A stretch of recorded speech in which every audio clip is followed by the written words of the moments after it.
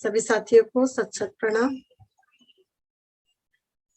दर्शन क्या है और दर्शन कैसे किया जाता है? जब हम लोग बाहर की आंखों से कुछ देखते हैं तो वो सिर्फ दिखता है, उसको देखना कहते हैं। हम लोग कहीं लड़की देखने जाते तो बोलते हैं ना, लड़की देखने जा रहे हैं। और मंदिर जाते तो बोलते हैं प्रभु के दर्शन के लिए जा रहे हैं, मंदिर दर्शन करने जा रहे हैं। दोनों में देखने जा रहे हैं, पर अलग अलग समय में अलग अलग शब्द हम लोग यूज करते हैं। देखना मतलब किसी भी चीज को हम बाहर से देखते हैं, और अक्सर हम लोग सबको बाहर से ही देखते हैं। कभी कभी हम लोग देवी देवताओं के दर्शन के लिए जाते हैं तो दर्शन नहीं हो पाता है, सिर्फ देख पाते हैं। इतनी भीड़ होती है कि एक झलक सिर्फ देख के निकल जाते हैं, और हम लोग को लगता है अच्छा दरबार में आ गए, एक झलक देख लिए तो ये बहुत है। तो ये देखना है। देखना जो होता है वो स्थूल की आंखों से होता है, और देखने से हमारा बहुत जीवन नहीं बदलता है। अगर देखने से जीवन बदलता तो स्थूल का ही बदलता है। उसने ये रंग पहना हम भी पहन ले, वो ये खाती हम भी ये खा ले, वो ऐसा घर सजाती हम भी सजा ले। ये जो देखना है ये बाहर का देखना है। और प्रभु के जो दर्शन है वो सबको नहीं होते हैं। ये जो कबीरदास जी कहते हैं, हीरा जन्म अनमोल है कोड़ी बदले जाए, बिरलों को प्रभु के दर्शन होते हैं। दर्शन के पहले सत्संग हमें करना पड़ता है। सत्संग अगर हम ठीक से करते हैं तो हमारे अंदर सफाई का अभियान चालू होता है, और इस सफाई अभियान में हम बहुत चीजों से धीरे धीरे मुक्त होते हैं। हमारा जो प्रेम है, जो मोह में बदल गया था, उसको धीरे धीरे हम समझ पाते हैं कि हमारे दुख का कारण हमारा मोह है। और मोहग्रस्त व्यक्ति कभी भी प्रेम नहीं कर पाता है। तो हम लोग मोह में रहते हैं, संकुचित विचार में रहते हैं। ये मेरे बेटे के लिए, ये मेरी बेटी के लिए, मेरी बहन के लिए हम लोग इस तरह की एक जीवन जीते हैं जहाँ संकुचित विचार में जीवन जीते हैं।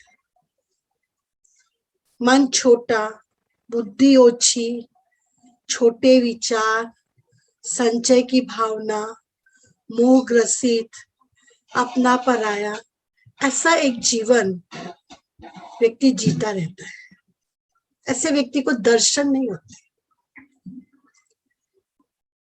दर्शन करने के लिए हमें अपने आप को मिटाना पड़ेगा, उसके दर पर सनना पड़ेगा, उसके दर पर मिटना पड़ेगा। और मिटना है, एक एक अवगुण हमारा मिटता जाएगा, हम प्रभु से युक्त होते जाते हैं। अवगुण हमारे हाथ की बात नहीं है मिटाना।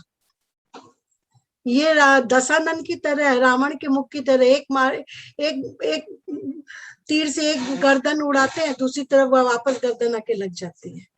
एक अवगुण छोड़ते दूसरा अवगुण आ जाता है, दूसरा छोड़ते तीसरा आ जाता है। अवगुण हमको घेरे रखते हैं। लेकिन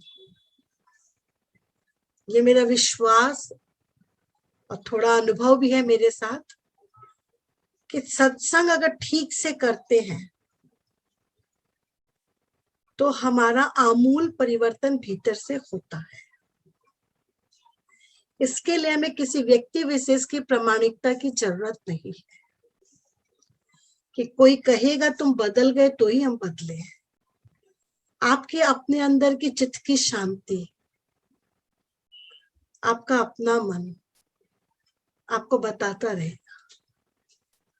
कितने लोग सत्संग में जाते हैं, खुली आंख बैठे हैं लेकिन कुछ सुनते नहीं है, कुछ आंख बंद कर लेते हैं कुछ को लगता है बोलते हैं तो बोलो, बाद में देख लेंगे कहाँ काम आएगा। बहुत बिरले लोग होते हैं कि सत्संग में सदगुरु की कृपा से स्नान करते हैं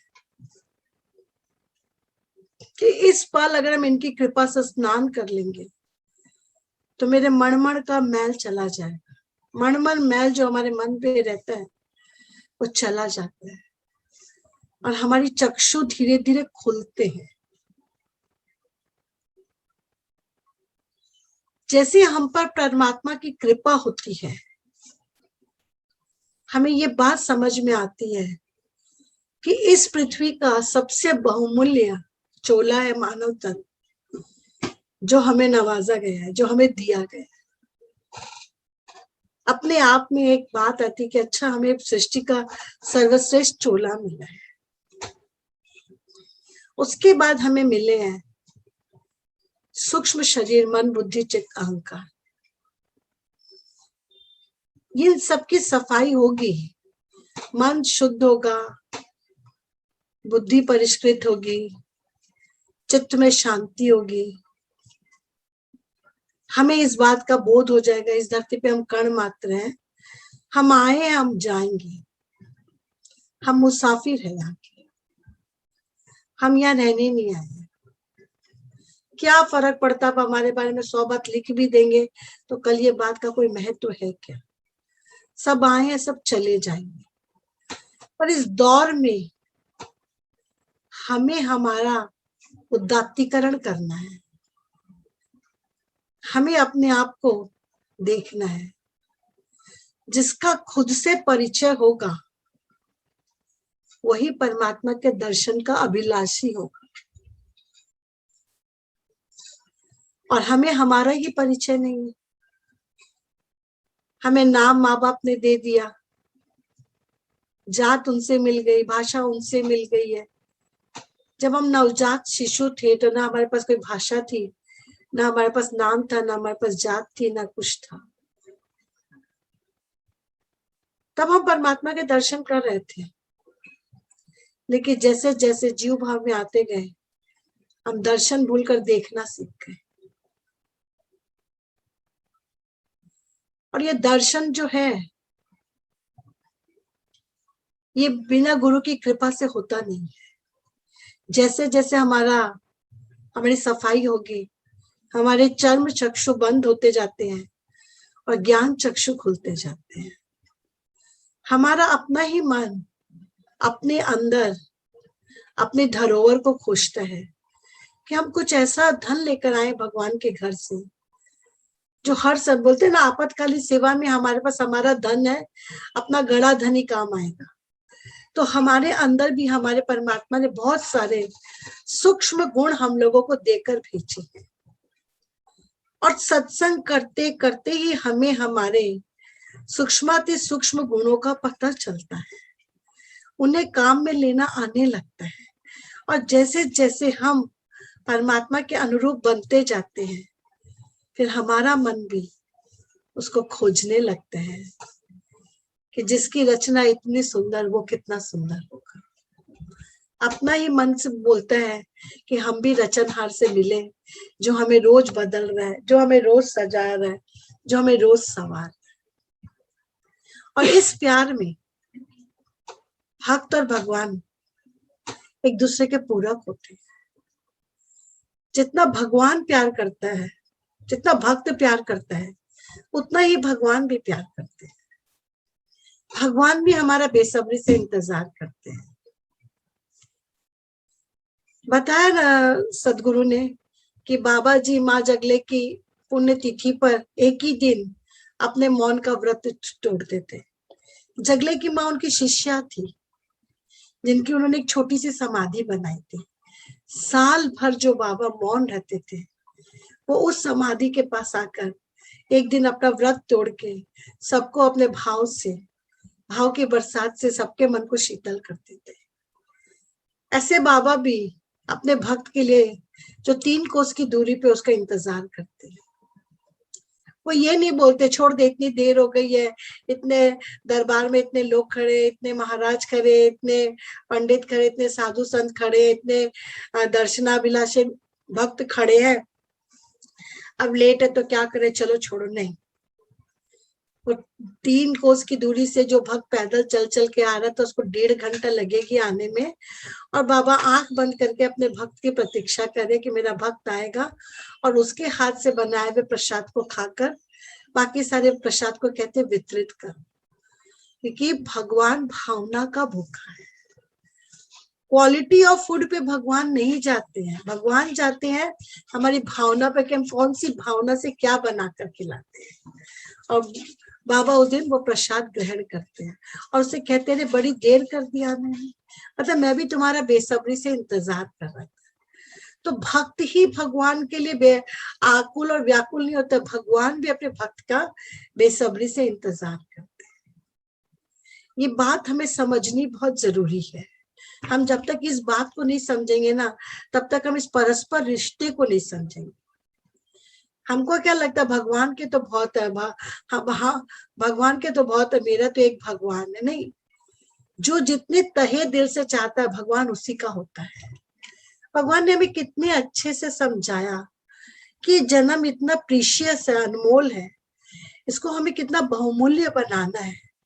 और ये बहुमूल्य तभी बनेगा जब ये प्रभु का गुणगान कर पाएगा, और प्रभु का गुणगान सुन सुन के करेगा ना, तो गुणगान में कुछ अर्थ, कुछ महत्ता नहीं रहेगी। जिस गुण को उसने जिया होगा, जाना होगा, वो जानता है कि प्रभु की कृपा के बिगैर ना तो मन शुद्ध होता है, ना विचार शुद्ध होता है, ना भावना शुद्ध होती है। आधी व्याधि जो जीवन में आती है हम उसके लपेटे में आ ही जाते हैं।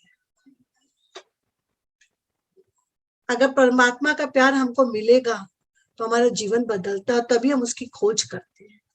और तब उसकी खोज करते थे, जैसे था ना एक उदाहरण कि लक्ष्मी जी है ना विठ्ठल भगवान को कहती है, हजारों की संख्या में दर्शन भक्तगण आ गए दर्शन आपके, आप अभी तक दर्शन नहीं दे रहे।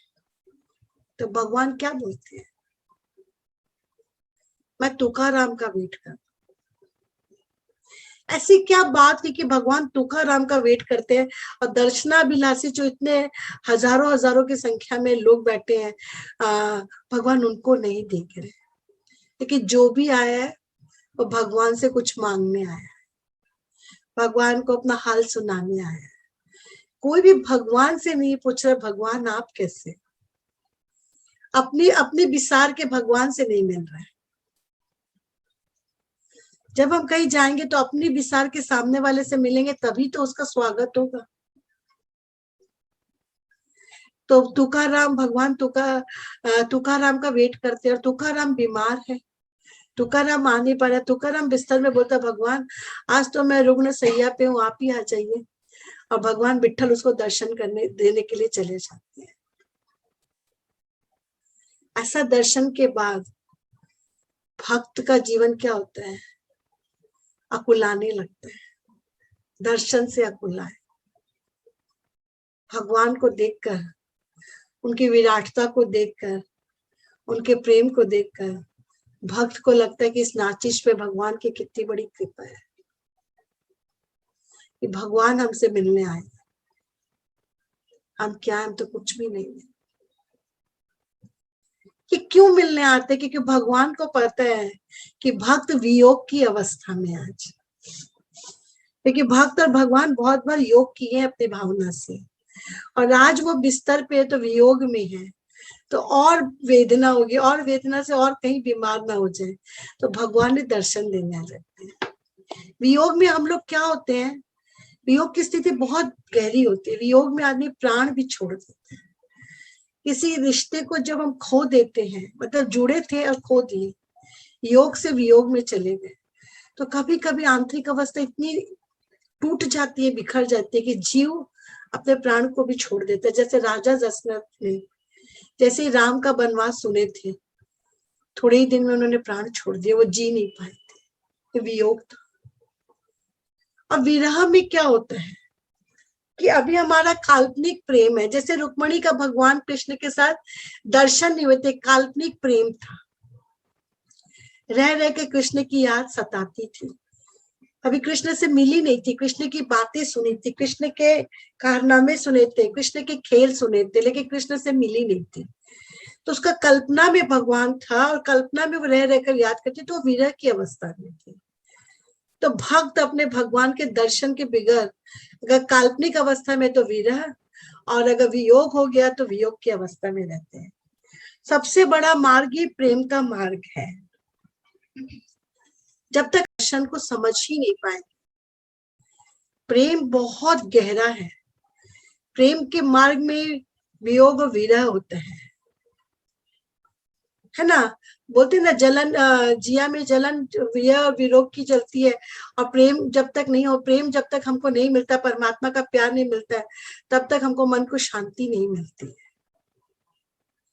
प्रेम की गली अति साकरी, जामे दो न समाए, और इस प्रेम में ही हम परमात्मा के दर्शन कर सकते हैं। तो प्रेम गली अति साकरी इतनी पतली होती, इतनी सूक्ष्म होती है, जिसमें जीव अपने आप को भी मिटा कर जाता है तो ही उसके दर्शन कर पाता है। और ये दर्शन कैसे होता है कि भगवान ने हम लोग को कितने अच्छे से बताया कि दर्शन हम सबसे पहले अपने अंदर करेंगे।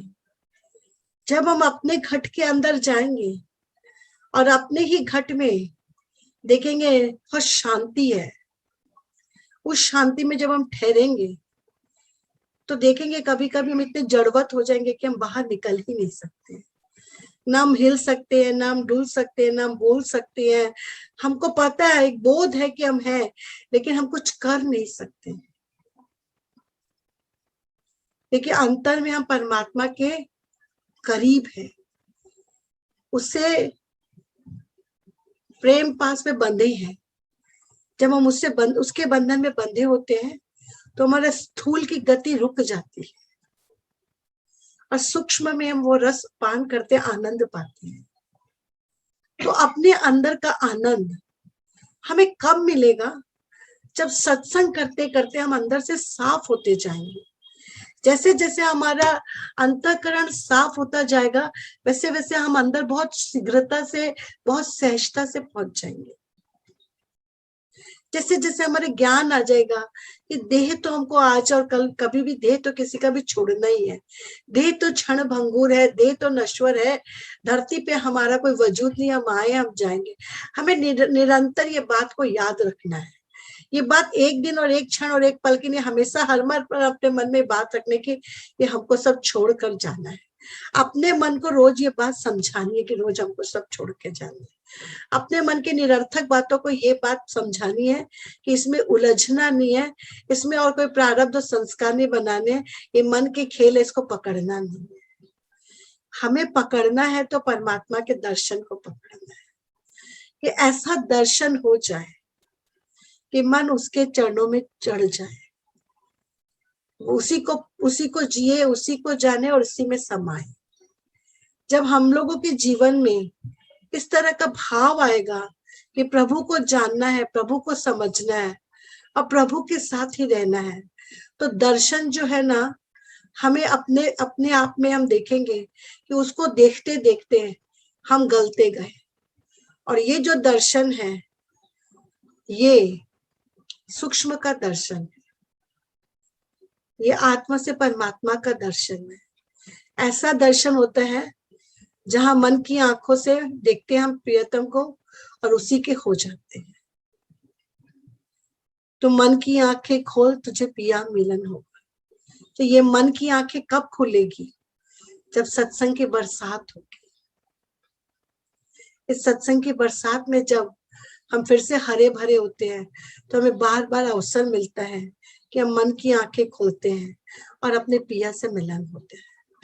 और ये जो मिलन है, ये ना वस्तु का है, ना व्यक्ति का है, ना विचार का है, एक शांति स्तब्धता का मिलन है, जहां जीव को ये पता चलता है कि अच्छा, इतना विश्राम भी मेरे अंदर है। हम लोग कहते हैं ना, आराम आराम आराम, वो अपने अंदर का आराम पता चलता है कि अच्छा, कामना मुक्ति में, इच्छा मुक्ति में, रिश्तों की मुक्ति में ही आराम है। और जब इन सब से निकल कर परमात्मा को पाने लगते हैं तो परमात्मा की कृपा जब अपने अंदर उतर के पहले तो अपने घट में अपने परमात्मा के दर्शन होते हैं और धीरे धीरे ये दर्शन हमें कण कण में व्याप्त होने लगते हैं कि सारा नजारा उसी का है, सारा खेल उसी का है। हमें इस दर्शन को भीतर की आंख से करना है और ये भीतर की आंख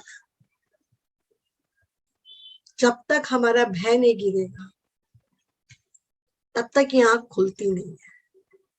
और हमारा भय तन के धरातल पे, मन के धरातल पे, रिश्तों के धरातल पे, पद के धरातल पे, पदार्थ के धरातल पे, मान सम्मान के धरातल पे हम भयग्रस्त हैं। हमें ये बात जीनी ही नहीं आती है कि हर एक नया पल हमारी लाइफ में एक अलार्म है, उसको हमको जीना ही है। जब हम भगवान के लिए जीने लगेंगे तो हमको क्या चीज का भय, तो जीना है हमको तुम्हारे लिए, बहुत जी लिए हम हमारे लिए। जब हमारे अंदर ये घटना घट गई, एक तो शब्द आया तब तो कोई बात ही नहीं, तब तो डर रहेगा। और जब ये घटना ही घट गई कि अब तो हम उसके लिए जी रहे हैं। जब कोई एक नौकर अगर कोई बड़ी कंपनी में काम कर रहा है, मालिक के लिए काम कर रहा है, तो अच्छा और बुरा तो मालिक देखेगा, नौकर तो सिर्फ काम करेगा ना। जिंदगी को जब तक हम इस पहलू तक नहीं सजाते हैं कि हमें तो सिर्फ भगवान का दीदार करना है, भगवान से प्यार करना है, भगवान की भाव भरी वाणी सुननी है, जब तक हमारा अंतःकरण इस तरह से तैयार नहीं होता है तब तक हम दर्शन कर ही नहीं पाते हैं। ये शब्द हमसे कोसों दूर हो जाते हैं। दर्शन करने वाला मन बहुत मतलब बहादुर होगा, बहुत बलशाली होगा। छोटी छोटी बात में जो हिलते हैं वो भगवान का दर्शन नहीं कर सकते हैं। मुसीबतें हमारे जीवन में तो आएगी आएगी, उससे तो हमको पार लगना ही है। उसमें अगर हम हिलते रहे तो हमारा जीवन ऐसे ही चला जाएगा ना। तो बहुत बड़ी अगर कृपा होती है भगवान की, तभी हम दर्शन कर पाते हैं भगवान के, तभी हम समझ पाते हैं कि पायो जी मैंने राम रतन धन पाए, वस्तु अमोलक दी मेरे सतगुरु ने कृपा कर अपनाए। कि जो राम रतन हमारे अंदर धन है, इसको हम जान लेते हैं। एक्चुअल दर्शन का मतलब है कि अपने अंदर में जो हमारे पास गुण है, जो हमारे अंदर में परमात्मिक धन है, उसका हमको बोध हो जाए, उसका हमको भान हो जाए, अपनी तिजोरी की चाबी बनानी आ जाए, अपना लॉकर खोलकर अपना धन देखना आ जाए, अपने अंदर से अपने नए विचारों की उत्पत्ति समझ में आ जाए, तब कहीं हम वो दर्शन को समझ पाएंगे। नहीं तो हमको दर्शन समझ में नहीं आएंगे, फिर तो हम बाहर के उदाहरण लेते रहेंगे, बाहर की बात करते रहेंगे। और दर्शन करने के लिए निरंतर निरंतर सत्संग में स्नान करना ही करना है। कब हमारे आंख खुल जाएगी, कब हमारे अंदर ये घटना घट जाएगी, कोई नहीं जानता है।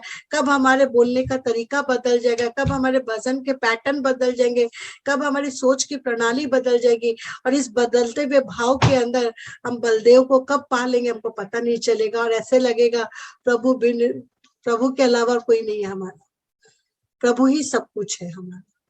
ये कृपा ही हमको अनुभव करनी है। तो हम तो अपने सब साथियों से ये कहेंगे कि जब तक मन की शुद्धता नहीं आएगी, जब तक सही तरह का विवेक जागृत नहीं होगा, तब तक हम दर्शन नहीं कर पाएंगे। हम सब चीज को देखेंगे, मूल्यांकन करेंगे। जिस दिन दर्शन के बाद मूल्यांकन छूट जाएगा, अच्छा बुरा छूट जाएगा, उससे हम मिले थे, बहुत अच्छा लगा था, पर क्या पहन के आई थी हमको याद ही नहीं है, क्योंकि हम तो उसमें उसके अंदर थे ना, उसके बाहर थे ही नहीं। क्या पहन के आई थी लीला दीदी हमको पता ही नहीं, क्योंकि हम तो उनके अंदर थे, उनसे बात कर रहे थे, उनमें घुले हुए थे। ना कपड़ा पता, ना गहना पता, ना पर्स पता, कुछ नहीं पता, पर कुछ पल जो साथ जिए थे वो बहुत अच्छे लगे थे। ऐसा एक जीवन हमारा होगा। इस जीवन को जब हम जीने लगेंगे जगत में भी, तो हमको कहीं ना तो अभाव दिखेगा, तब हमको पता चलेगा अच्छा ये भी एक नजरिया है जीने का। और आज ठाकुर से यही प्रार्थना करते कि ऐसा ही हम लोगों को एक नजरिया मिले, जिस नजरिए को पाकर हमें जर्रे जर्रे की खबर, सात्विक खबर आ जाएगी, बेकार खबर नहीं आती। जर्रे जर्रे की खबर अपने आप आती है। जब परमात्मा की नजर मिलती है ना, तो इधर से उधर तक घूमेंगे, अपने आप सब समझ में आ जाए। तो हम भगवान से आज यही प्रार्थना करते हैं कि हम सभी साथियों पर आपकी मेहर और कृपा हो, ताकि हम देखने से हट के दर्शन पर आए और हमारा जो दर्शन हो वो प्रेम पूर्ण हो। आपको देखने के बाद हम अपने अस्तित्व को खो पाए और आप में समा पाए, यही आज हमारी प्रार्थना है।